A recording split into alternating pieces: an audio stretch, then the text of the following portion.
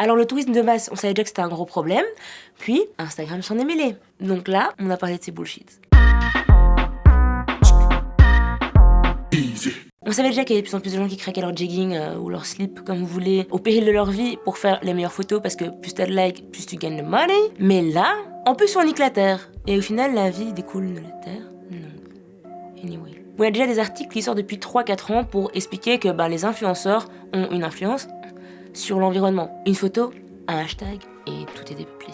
On nous parle de plus en plus des détritus qui se retrouvent sur les lieux mythiques Insta. Il y a des espèces qui disparaissent de leur lieu naturel parce qu'il y a trop de gens qui viennent se prendre en photo. Il y a des coraux qui sont là en masse normalement, qui disparaissent. Genre c'est la ruina et c'est même pas dans le bon sens de la ruina. Il y a même une meuf qui expliquait à un magazine où demain qu'elle était partie s'installer à Sydney il y a 5 ans. Et là-bas, il y a un endroit qu'on appelle Golden Bay où l'eau genre est magnifique, cristalline, il y a personne, tu vois peut-être 3 personnes posées sur un rocher et tout.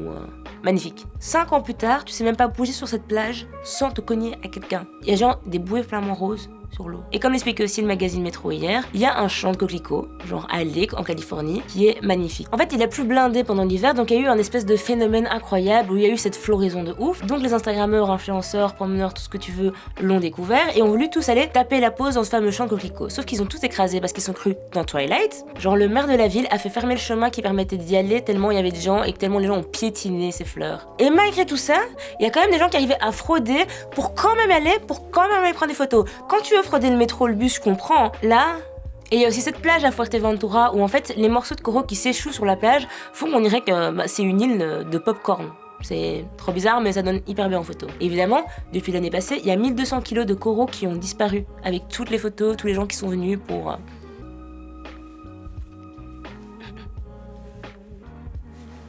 Bref, ces gens en ont tellement marre que parfois ils créent même des pages Instagram pour se foutre de la gueule des influenceurs qui font les pires poses ou pour envoyer un message et montrer toute la pollution qui se trouve dans ces lieux après leur passage. Donc là honnêtement, j'ose même pas imaginer les lieux de tournage de Game of Thrones. J'en profite quand même pour passer un message, ouvrez la parenthèse, arrêtez de me dire que vous êtes à la saison 8, épisode 5, I don't care, c'est comme ce que tu fais au lit, ça ne me regarde pas, fermez la parenthèse. Il y a d'autres sujets de conversation dans la vie, j'ai envie de parler d'autres choses.